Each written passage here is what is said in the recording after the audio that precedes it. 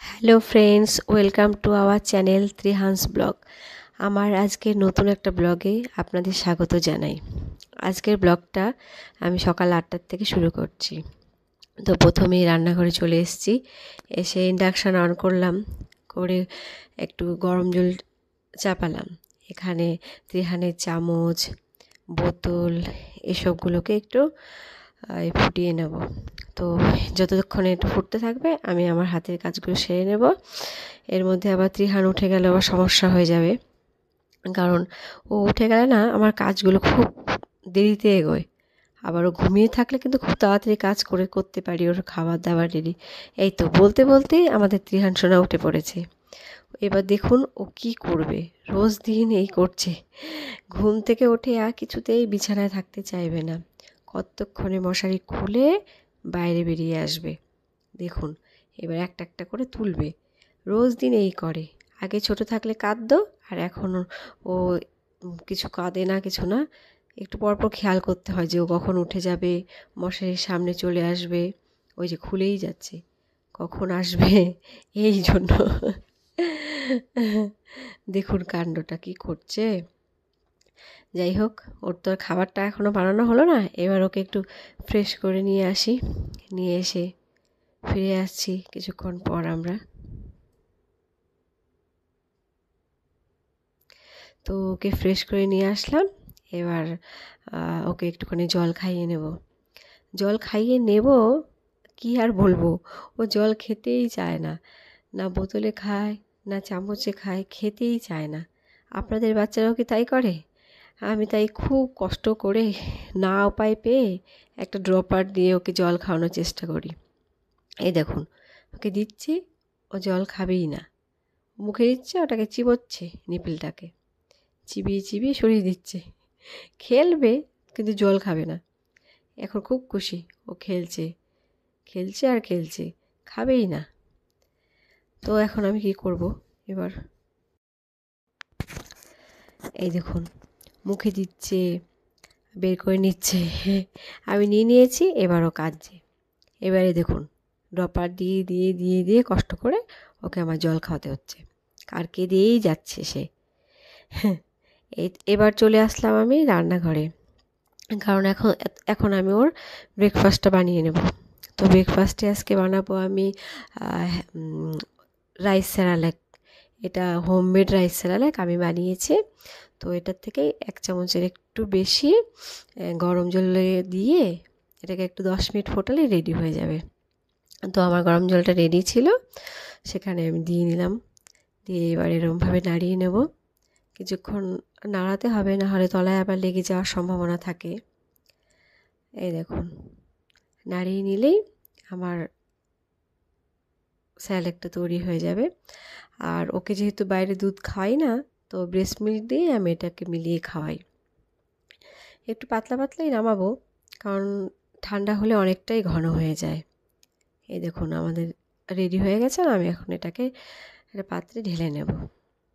তো ঢেলে নিচ্ছি, নিয়ে এটাকে একটু ঠান্ডা হতে দেবো 10 মিনিটের মতো। হয়ে গেলে আমি ব্রেস্ট মিল্কটা মিলিয়ে আমার ত্রিহান সোনাকে খাইয়ে দেবো। এই তো এখন আমি দুধটা মিলিয়ে নিচ্ছি, নিয়ে এই দেখুন কতটা ঘন হয়ে গেছে ঠান্ডা হওয়াতে, অনেকটাই ঘন হয়ে যায়। তাই একটু এটাকে যখনই আপনারা কখনো হোমমেড স্যালাড বানাবেন একটু পাতলা পাতলা নামানোর চেষ্টা করবেন, না হলে বাচ্চারা আর খেতে পারবে না, অনেকটাই ঘন হয়ে যাবে। এবার চলে আসলাম ওকে খাওয়াতে। ওই দেখুন বোতল নিয়ে কিন্তু খেলছে। খেতে গেলে বোতল নিয়ে খেলবে, এটা ওটা নিয়ে খেলবে, যত দুনিয়ার বাহানা। বাটিটাকে ধরে টানবে, তাই আমি একটু দূরে সরিয়ে রাখি। খাওয়া হয়ে গেলে ওকে ঘুম পাড়িয়ে দেবো। তো এখন চলে এসেছি ওর জন্য একটু ফলের রস করতে। রোজ রোজ একটা করে ফল খাওয়াই ওকে, তো আজকে মোসাম্বির রস করলাম, সেটাই আজকে খাইয়ে দেবো। এমনিতে তো জল খেতে চায় না, তো এই রসটা খেলেও খানিকটা জলের কাজ করে। আর যা গরম পড়েছে তাতে মোসাম্বি খুব কাজের।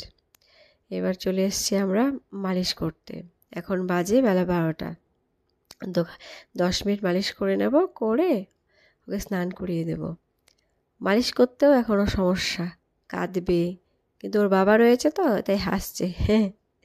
এভাবে হাতে, পায়ে, পিঠে, মাথায় তেল দিয়ে একটু মালিশ করে তারপর ওকে একটু স্নান করিয়ে দেবো। মানে 10 মিনিট রাখবো, রেখে তারপর ওকে স্নান করাবো।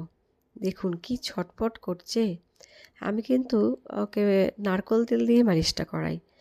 তার মধ্যে গরমে তো আর অন্য কোনো তেল দেওয়া যাবে না। তো এবার চলে এসেছি তিহানকে নিয়ে স্নান করাতে।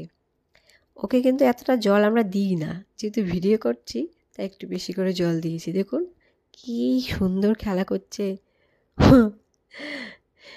আমি ওকে সপ্তাহে 1 দিন সাবান দিই আর অল্টারনেটিভ ডেতে 1 দিন শ্যাম্পু করে দিই। তো আজকে আর কিচ্ছু দিচ্ছি না, সে শুধু জলে স্নান করে নেব। স্নান করা হয়ে গেলে ওকে আমি দুপুরে খাবারটা খাইয়ে দেব। কিন্তু ও তো ট্যাপ থেকে উঠতেই চাচ্ছে না। স্নানই করবে ও। দেখুন কত আনন্দ। যাই হোক, এখন চলে আসলাম রান্নাঘরে। রান্নাঘরে এসে একটা প্যান বসিয়ে দিলাম, তাতে একটুখানি ঘি দিলাম। ঘি দিয়ে এবার আমি কিছু কটা সবজি কেটে রেখেছিলাম, সেই সবজিগুলোকেই একটু ফ্রাই করে নেব। সবজির মধ্যে আছে আলু, মিষ্টি কুমড়ো আর গাজর। আপনারা চাইলে অন্য কোনো সবজিও দিতে পারেন। ও বলাই তো হলো না, আজকে আমি ওর জন্য রেডি করছি সাবুর খিচুড়ি। তাই জন্য সবজিগুলোকে ভেজে জল দিয়ে খানিকটা ঢাকা দিয়ে রাখবো, ঢাকা দিয়ে সেদ্ধ হতে দেব। এই তো ঢাকনাটা দিয়ে দিলাম, দিয়ে এবার 10 মিনিট সেদ্ধ হতে দেব।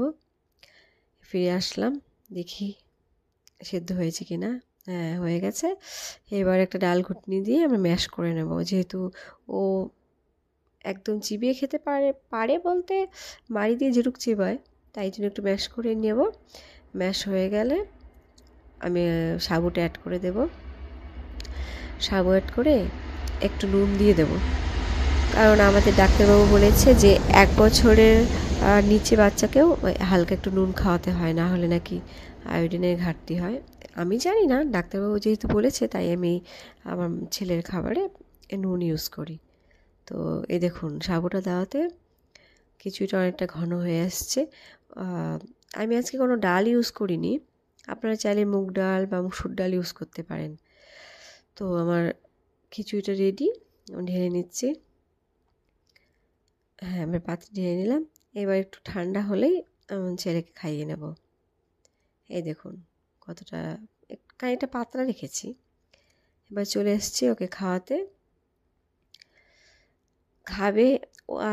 ও কিন্তু সাবুর খিচুড়ি খেতে খুব ভালোবাসে। আর এই গরমে সাবুর খিচুড়ি কিন্তু খুব উপকারী।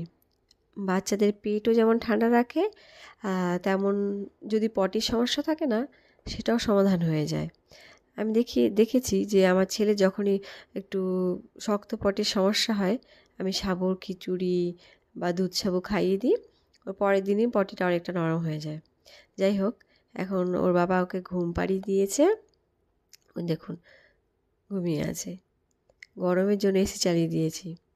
উঠে এই তো উঠে গেল। উঠে গিয়ে দেখুন এখন কি করবে। উঠে গেলেই ও যেটার মধ্যে শুয়ে থাকবে বা যে বিছানা, সেটাকে উল্টে পাল্টে দেখবে যে ওটাতে কী আছে কি নেই। ওটাই ওর খেলা। ও খেলতেই থাকবে খানিকক্ষণ এরম করে, উঠালেই কেঁদে দেবে। এখন চলে আসলাম ওর রাতের খাবার তৈরি করতে। আমি কিছুটা চাল আর ডাল ভিজিয়ে রেখেছিলাম জলে, সেটাকে ওয়াশ করে আমি কুকারে দিয়ে দিলাম। কুকারে 4 থেকে 5টা সিটি হলেই ডাল আর চালটা সেদ্ধ হয়ে যাবে। তাই জল দিয়ে দিলাম। আমি রাতে ওকে একটু হালকা পাতলাই খাবার খাওয়াই। যা গরম তার মধ্যে আরও বাচ্চাদের বেশি রাতে ভারী খাবার না দেওয়াই ভালো, ওদের হজম করতে খুব কষ্ট হয়। আমি মাঝে মধ্যে দেখেছি ওকে একটু ভারী খাবার দিলেই ও রাতে ঘুমোয় না, ঘ্যান ঘ্যান করে, পেট ব্যথা হয়। তাই এখন থেকে আমি একটু ওকে হালকা পাতলা খাবারই দিই। এই তো বলতে বলতে আমার চাল ডালটা সেদ্ধ হয়ে গেছে। তো আমি এই ছাঁকনির সাহায্যে একটু ম্যাশ করে নেব। এই ছাঁকনিতে কিন্তু ম্যাশ হয়, পিউরি ফর্মে আসে না কিন্তু। তো রাতে খাবারের জন্যই আমি একটু এটার সাহায্যেই ম্যাশটা করে নিচ্ছি। ম্যাশ করে নিলে সুন্দর একটু দানা দানা দানা দানা থাকে, ওটা তাড়াতাড়ি হজমও হয়ে যায়, সমস্যা হয় না। দেখুন এই যে এই ছাঁকনিগুলো খুব উপকারী বাচ্চাদের জন্য, 1 বছর বয়সের আগে পর্যন্ত বাচ্চাদের জন্য খুবই উপকারী। এই দেখুন হয়ে গেল, রেডি হয়ে গেল টিহানের রাতের খাবার। চলে এসেছি খাবার খাওয়াতে। এবার ও এতটাই দুষ্টুমি করে যে ওর সামনে খাবারের প্লেট রাখতেই পাই না আমি। খাবে আর দুষ্টুমি করবে, মুখে নিতেই চাইবে না, জোর জবরদস্তি ওকে খাওয়াতে হয়। আমি ওর রাতের খাবারটা 8টার থেকে 9:30টার মধ্যেই দেওয়ার চেষ্টা করি, খুব দেরি করি না, হজম হয়ে যায় তাহলে তাড়াতাড়ি খাইয়ে খাওয়ার আধ ঘন্টা পর জল খাইয়ে দিয়ে ওকে ঘুম পাড়িয়ে দিই। যাই হোক, এখানেই আমার ব্লগটা শেষ করব।